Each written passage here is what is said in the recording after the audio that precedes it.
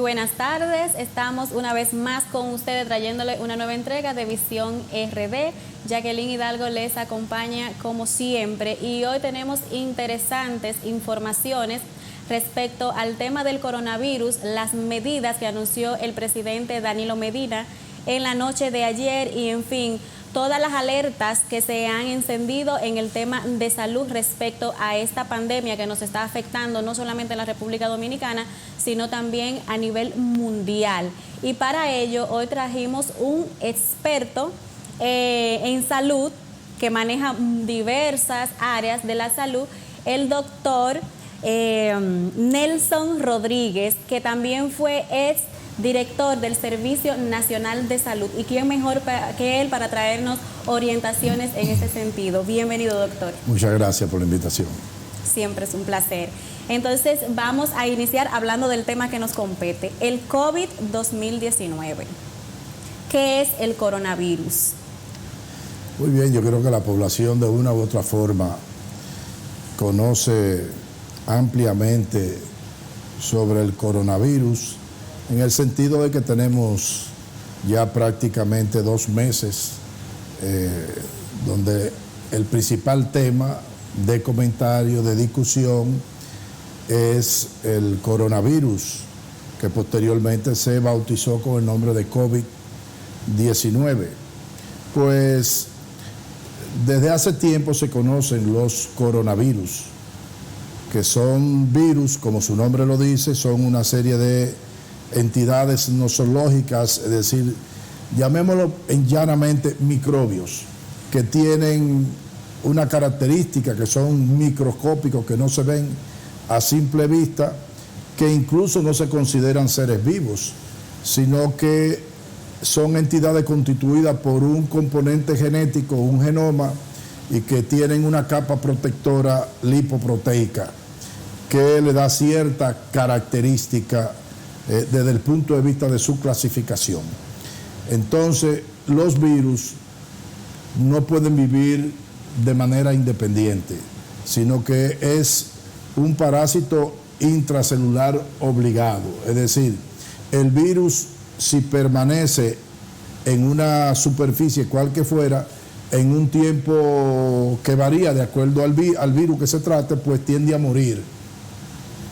Entonces, cuando entra al organismo, inmediatamente tiene que penetrar y parasitar una célula para poder supervivir. Y utiliza, digamos, todo lo que es el metabolismo celular para él tener la capacidad de replicarse. Es decir, que el virus en una superficie fuera de un cuerpo no tiene la capacidad de replicarse y mucho menos entonces de producir enfermedad. Los coronavirus se conocen desde la década de los 60 y producen enfermedad tanto en animales como en hombres.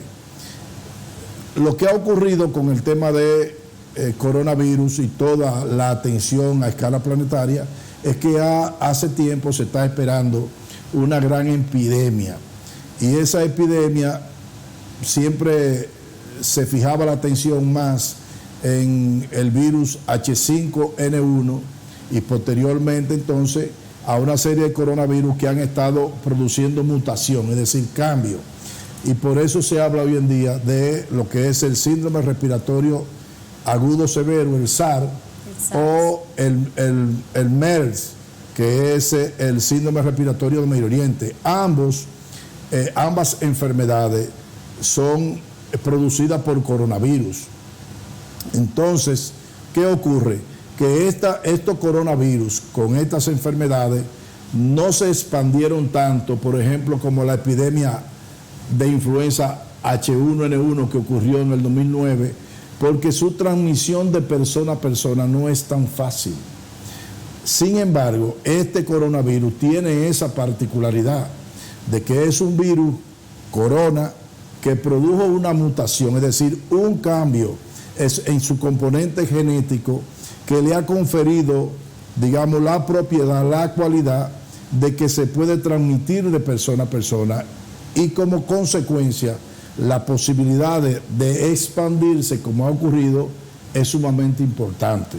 Es decir, que este es un nuevo coronavirus que por o reconversión de un coronavirus con otro o recombinación de un coronavirus con un virus de los que afectan al ser humano, que puede ser un virus de la influenza o otro coronavirus, entonces surge un ser nuevo con las propiedades que tiene este.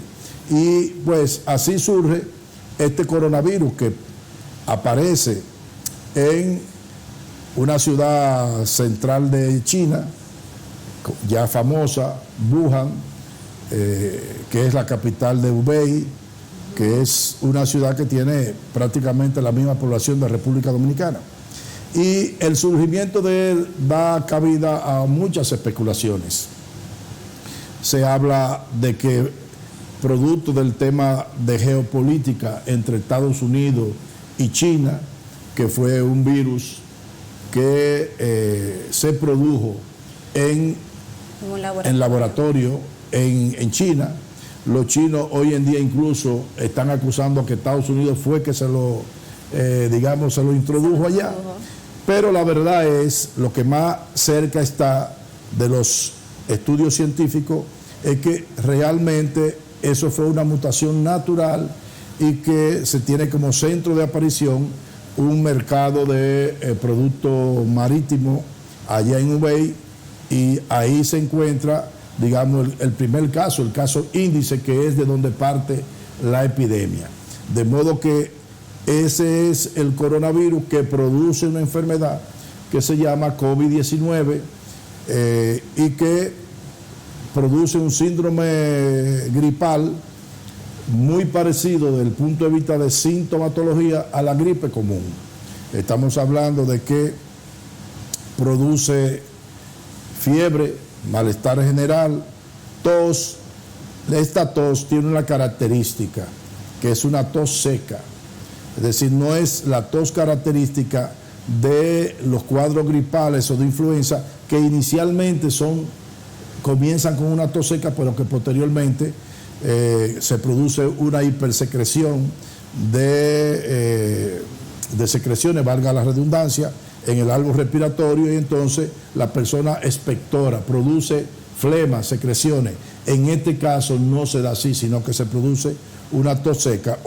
Esa tos, perdón doctor que le interrumpa, ¿se puede dar se da de manera recurrente o ocasionalmente? No, es cuando para darle a la gente la pauta de decir es una tos persistente. Es una tos que aparece, como yo te decía, fiebre, malestar general, la tos, y algo también muy característico es la sensación de debilidad que tiene la persona, desgano, la persona siente que no tiene fuerza. Aparecen otros síntomas secundarios, puede ser dolor de cabeza, dolor en el cuerpo, incluso diarrea puede aparecer, pero lo característico es malestar general, fiebre, tos y, cuando progresa el cuadro, dificultad para respirar. Pero la dificultad para respirar le puede dar cualquier tipo de neumonía. Claro. Es decir, desde luego, en medio de una epidemia y que se presenten estos síntomas y ya se hayan diagnosticado otros casos, entonces ha de pensarse primero en que se trata de esta enfermedad. Okay. Dentro de las personas que pueden estar infectadas con el COVID, están los PANs. ¿Usted puede describirle a la gente qué son los PAN, que son los portadores asintomáticos no diagnosticados? Las consecuencias de que usted, siendo PAN, ande transitando en la calle, y que no es su culpa tampoco, ¿verdad? Porque si no, para que le describa a la gente y cómo por qué es importante que la gente se mantenga en la casa. Muy bien, entonces, valdría la pena decirle a la gente que esta enfermedad tiene un periodo de incubación. Y eso significa que desde el tiempo en que una persona se infecta hasta que aparecen los primeros síntomas es lo que se llama periodo de incubación. En esta enfermedad el periodo de incubación es de 1 día a 14 días. Es decir, que una persona que se infecte puede presentar síntomas desde el día posterior hasta 14 días después. Hay incluso algunos que aseveran que puede ser hasta 20 días. El promedio de las personas que se infectan para empezar a tener síntomas es entre 5 a 6 días. Ahora bien, el 80% de las personas que se infectan van a tener un cuadro gripal simple o muy poca sintomatología.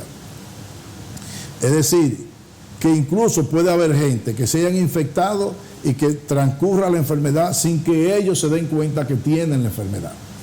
Entonces, la persona, el mecanismo de transmitir la infección es a través de la tos, a través del estornudo. Por eso se recomienda que cuando una persona está en contacto con otro que tiene sintomatología, esté a no menos de por lo menos 2 metros de distancia. ¿Por qué? Porque este virus no va muy lejos, es decir, no se transmite en el aire, sino que si usted está cerca de una persona, esa persona tose o estornuda, si está muy próximo, entonces puede llegarle el virus. De lo contrario, ese virus tiende porque tiene un tamaño alrededor de unas 400 micras, que para virus es un virus grande, y como consecuencia tiende a bajar y depositarse. ¿A qué distancia es lo prudente estar? Así, a la distancia que estamos nosotros. Nosotros aquí estamos como a 1,5 metros. Lo ideal sería 2 metros. 2 metros. Primeramente se hablaba de 1 metro, hoy en día se está hablando de 2 metros. Entonces, ese virus, al salir al aire, tiende a caer y se deposita sobre el piso, el escritorio, cualquier objeto inanimado. Si la persona, por ejemplo, tose sobre la mano o estornuda, entonces se contamina las manos. Al tocar cualquier objeto, ya sea el sillón, el pasamano, este escritorio o el pasamano de la escalera o el manubrio de la puerta, fíjense cuán fácil es que se vayan contagiando. Entonces, esto también teóricamente tiene una particularidad de que durante el periodo de incubación, donde la persona no tiene síntomas, teóricamente se puede transmitir la enfermedad, aunque es poco probable porque la persona no está tosiendo ni está estornudando, pero pudiera pasar, poco probable. Cuando el virus cae en una superficie, usted ha oído muchas cosas de qué tiempo dura el virus. Eso varía desde horas. Se habla mucho que 24 horas, después ya últimamente que son 4 horas. Que no, desde horas hasta días. Incluso ha aparecido algunas cosas que no tienen ninguna evidencia científica, que varía dependiendo del objeto, si es en madera, si es en plástico, si es en aluminio, si es en acero.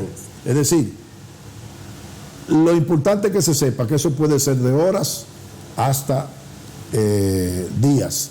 Como consecuencia, entonces, todas esas superficies deben frecuentemente estarse limpiando con detergente.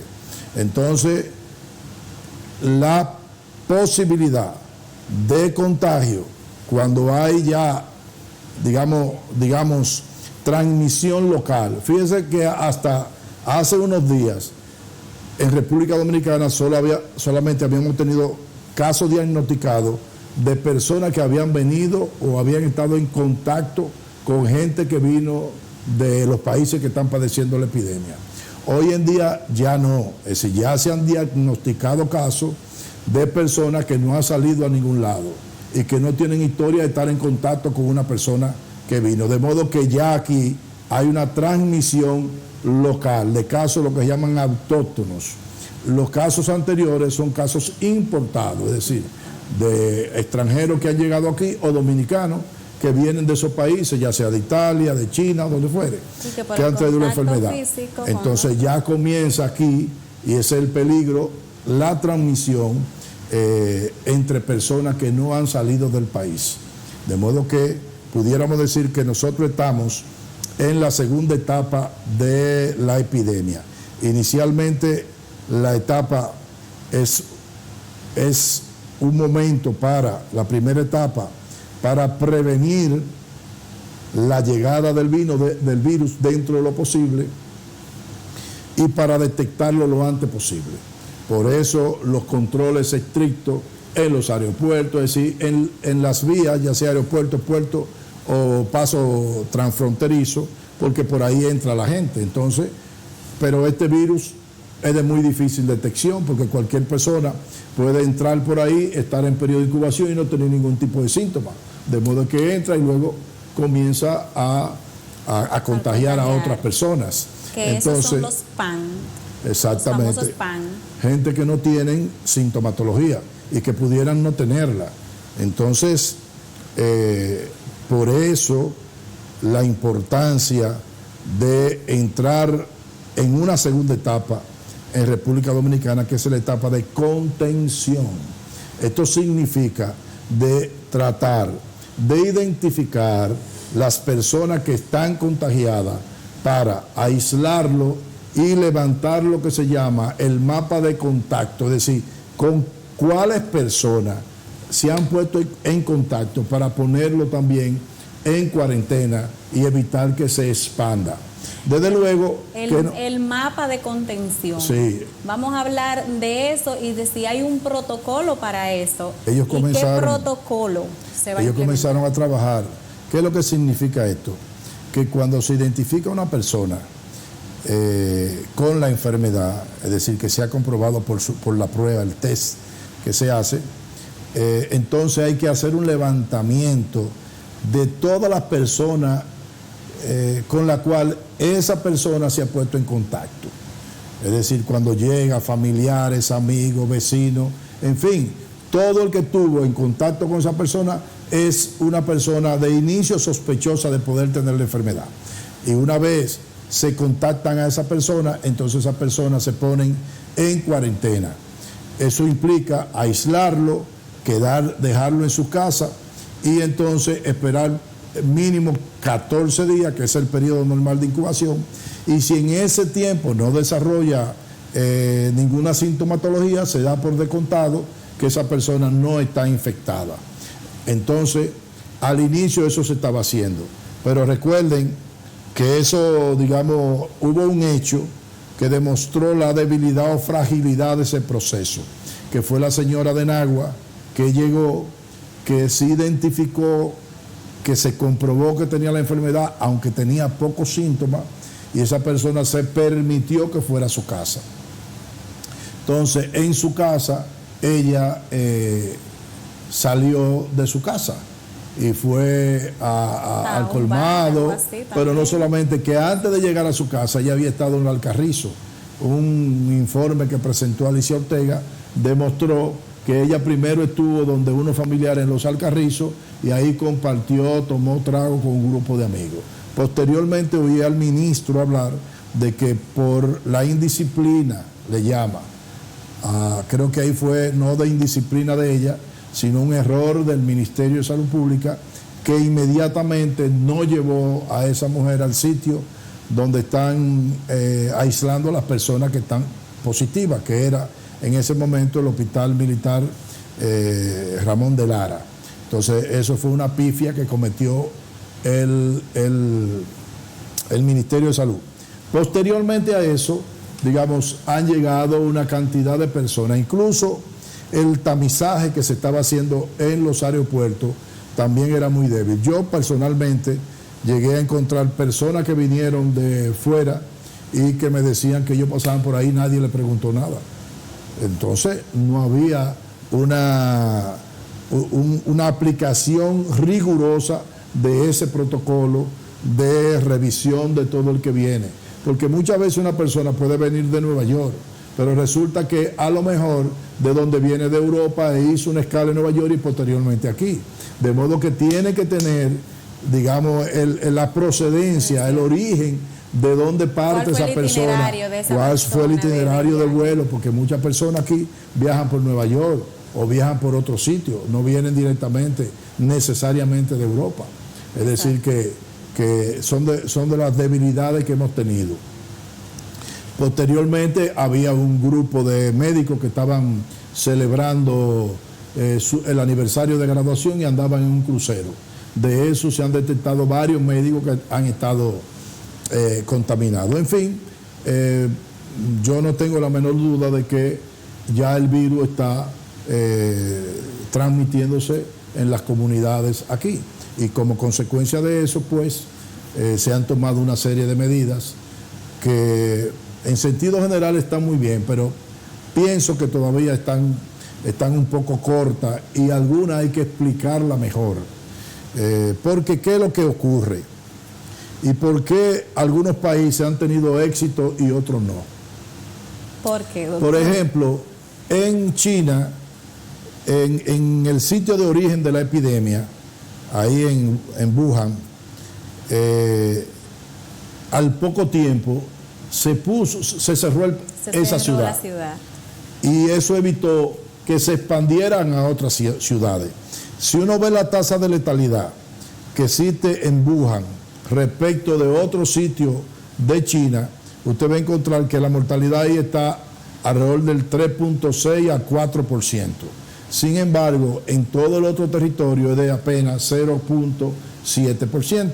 Y no ha habido una expansión al extremo de que hoy en día no es China la que está exportando, sino Italia se ha convertido en el país que mayor cantidad de exportación, digamos que Italia es el que ha contaminado la mayoría de los países, y secundariamente entonces también España. Entonces ellos no hicieron lo que debían haber hecho en su momento.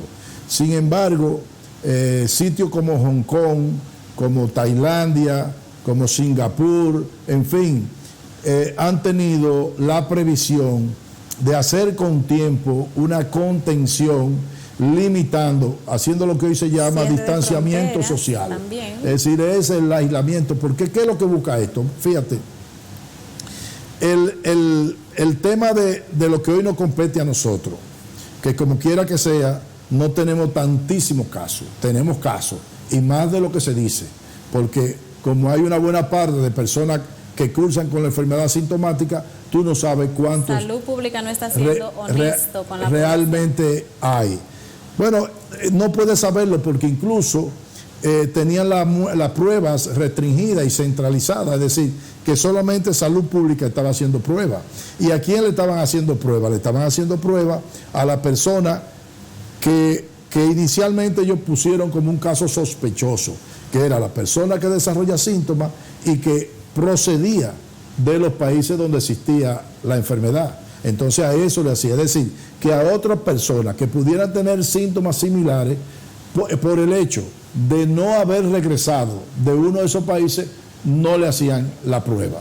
De modo que cuando comienza a circular el virus en la comunidad, evidentemente que usted no puede hacer eso, porque usted no está detectando la cantidad de casos que debe detectar y poniéndolo en aislamiento y rastrear los contactos.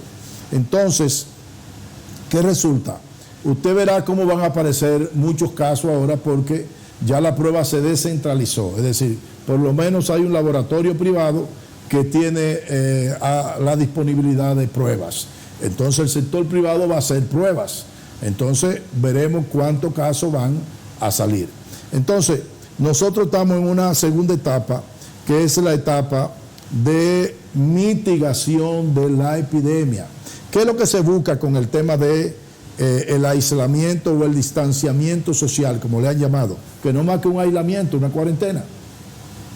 Es tratar de romper con la transmisión de nuevos casos. Es decir, si yo estoy enfermo y yo me mantengo en mi casa y no tengo contacto con nadie, pues el virus termina de morir conmigo. Yo no se lo paso a otra gente porque estoy aislado. Exacto. Si ese contacto se sigue dando, entonces sigue transmitiéndose el virus y permanece mucho más tiempo. Ahora, ¿Qué es lo que usted consigue con eso? Primero, mitigar, es decir, atenuar la epidemia. ¿Qué se logra con mitigar la epidemia? Pues se logra lo siguiente. Primero, que los casos no salgan abruptamente y se pueda desbordar el sistema sanitario. ¿Usted entiende que puede llegar a colapsar nuestro sistema? Claro, sí. No estamos preparados para dar respuesta. Oye, bien, si nosotros y el pueblo no hace conciencia de que tiene realmente que quedarse en su casa y que aislarse, entonces nosotros pudiéramos tener una cuestión como Italia. Y entonces nosotros no estamos en capacidad de dar respuesta a esa enorme cantidad de pacientes que necesitan internamiento y que necesitarían cuidado intensivo. Porque si bien es cierto que el 80% es una enfermedad banal, no menos cierto es que un 20% desarrolla neumonía y hay que internarlo. Y de ese 20%, el 25% puede desarrollar una situación crítica que demanda la utilización de una unidad de cuidado intensivo. ¿Y qué resulta? La cantidad de camas que nosotros tenemos en el país, pública y privada, no da para atender a los casos cotidianos de enfermedades que tenemos. Y las cantidades de camas de unidad de cuidado intensivo que tenemos actualmente tampoco da para atender a los pacientes que requieren en condiciones normales de unidad de cuidado intensivo, porque nosotros tenemos una población muy insalubre. Entonces, ¿tiene usted una noción de cuántos centros de salud público y privado, con cuántos centros de salud público y privado cuenta el país? ¿Y con cuántas unidades de cuidados intensivos contamos al día de hoy? Mira, a nivel público existen alrededor de unos 186 hospitales. Alrededor de 186 hospitales. Y unas 10.500 a 11.000 camas en el sector público. 10.500 a 11.000 camas. En el sector privado, bueno, entonces... Eso es en el sector público. En el sector somos aproximadamente público. 11 millones de habitantes. Sería a una cama por 1 millón. Una cama por cada 1.000 habitantes. No, por cada 1.000 habitantes. Entonces, el cálculo. Nosotros tenemos, por ejemplo, yo dejé cuando salí del Servicio Nacional de Salud, 476 camas en el nivel público de cuidado intensivo. Habría que ver ahora si, por ejemplo, los ventiladores de cada una de esas camas están en perfecta condición, en uso, porque uno de los problemas que tenemos es que aquí no hay un programa de mantenimiento preventivo ni correctivo de los equipos, de modo que es posible que no tengamos todos esos ventiladores, pero yo dejé esa cantidad. Supongamos que a nivel privado pudiéramos tener a lo mejor alrededor de unas 1.000 camas más y unidades de cuidado intensivo con a lo mejor 400 o 500 más, de modo que pudiéramos contar con alrededor de 1.000 camas para cuidado intensivo y unas 20.000 camas, todo el sistema asistencial público y privado. ¿Qué resulta? Usted va a cualquier clínica y no existe cama. Muchas veces un paciente dura 2 y 3 días en la emergencia, en área de observación, hasta que se desocupa una habitación. Pero si usted demanda en cualquiera de esas clínicas una cama en cuidado intensivo, va a encontrar la misma situación. De modo que si a esa situación que tenemos precaria le agregamos una sobredemanda con esta situación, porque pudiéramos tener aquí, digamos, que se afecten 100.000 personas. Yo quiero decirle, por ejemplo, que cuando se dio la chikungunya, se afectó más de 500.000 de personas en República Dominicana. Y la chikungunya no se transmite de persona a persona, sino que es como el dengue, a través de un vector. Si no existe el vector, no se transmite. Es decir, si usted tiene chikungunya y yo estoy con usted, usted no me pega a mí la chikungunya. Se necesita que haya un mosquito que le pique a usted y me traiga el virus de la chikungunya a mí. Y así pasa también con el dengue. De modo que la posibilidad de transmisión del coronavirus es mucho mayor que la de eso. Y tuvimos chikungunya, más de 500,000 personas afectadas en República Dominicana. Por suerte que era una enfermedad que no tenía esa letalidad. Y se resintió bastante el sistema de salud. Claro, pero sobre todo en el área de consulta. Pero si nosotros tenemos 100,000 afectados, eso quiere decir que 20,000 necesitan internamiento. ¿Dónde lo van a internar? Y que de esos 20,000, fácilmente 1,000 o 2,000, usted pudiera necesitar una cama de cuidado intensivo. Entonces, fíjense cuán grave es el problema. No se puede minimizar esto. Porque cuando hablan de comparación con la gripe normal o la influenza estacional en Estados Unidos, la mortalidad en esos países es de 0.05 a 0.01 y esta mortalidad es de 4. Es decir, en Estados Unidos se afecta el 8% de la población mundial con la influenza, aún teniendo vacunas, que tienen vacuna. Ve, entonces, de esos pacientes, que son un 8% de la población americana, son 26 millones de personas. Y de esa persona, el rango de mortalidad está entre 14,000 a 40,000 personas por año. Ahora, si se diera en Estados Unidos una epidemia de coronavirus, igual que con la influenza, usted puede escribir que la mortalidad allá sería de alrededor de 250 o 300,000 personas, no 20,000. Wow. Entonces, estamos hablando de países desarrollados que tienen, primero, facilidad de atención, aunque para una situación como esa ningún país está preparado, ni país desarrollado ni en vía de desarrollo, porque en Italia, que es un país desarrollado, ahora mismo el sistema de salud está colapsado. Los médicos no tienen descanso, no pueden irse a su casa, incluso están reclutando médicos que ya estaban jubilados y esas cosas. ¿Y extranjeros también? Y extranjeros, bueno, entonces es una situación muy crítica, pero ¿qué resulta?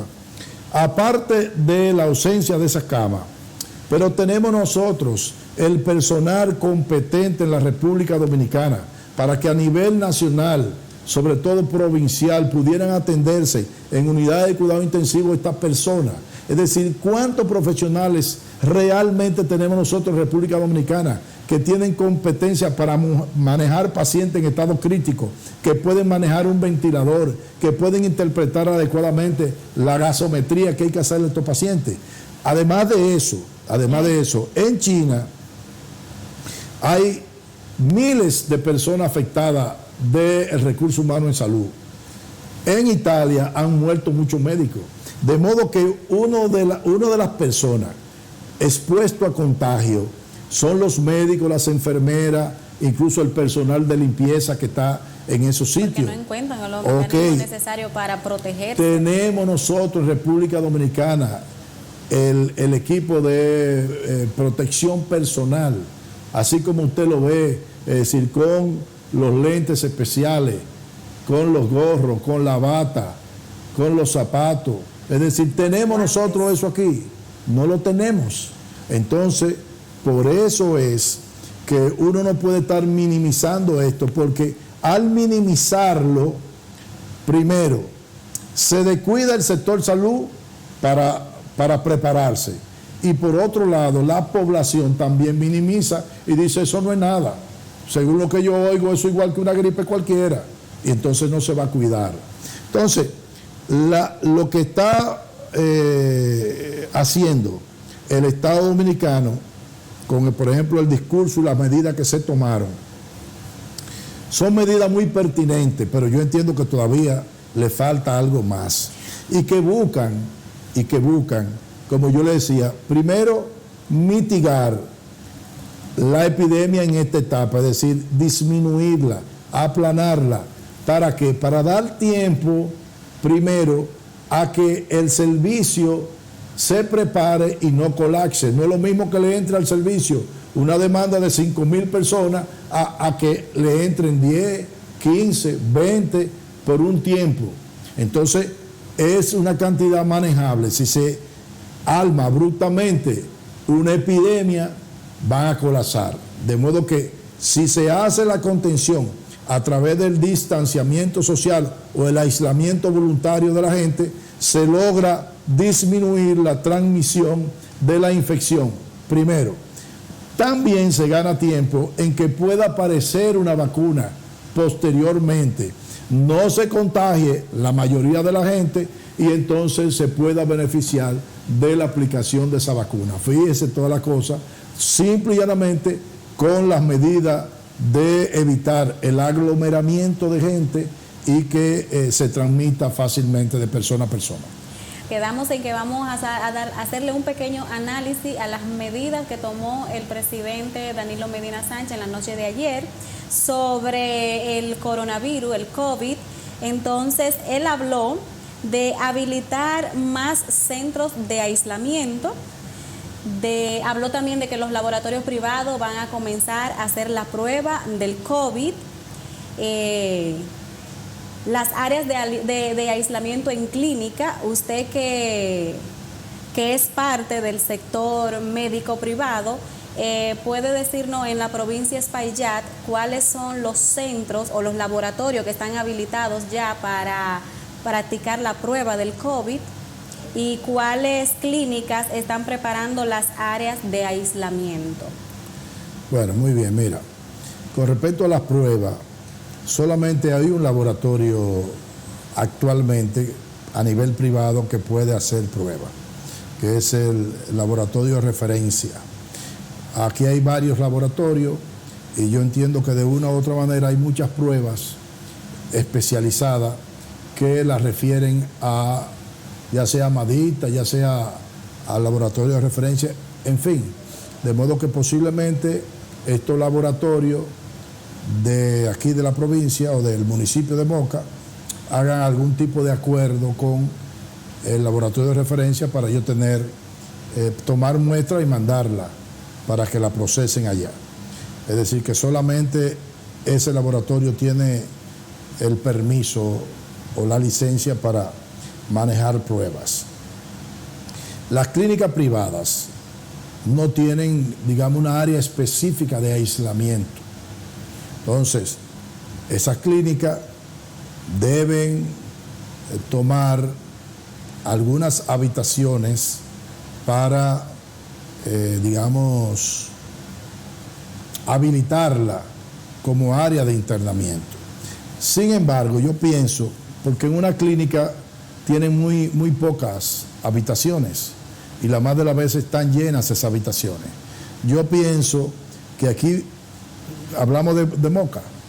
Por ejemplo, aquí en Moca, la Dirección Provincial de Salud debe buscar algún local en que pudiera habilitarse para manejar pacientes clínicos que puedan ser manejados en aislamiento.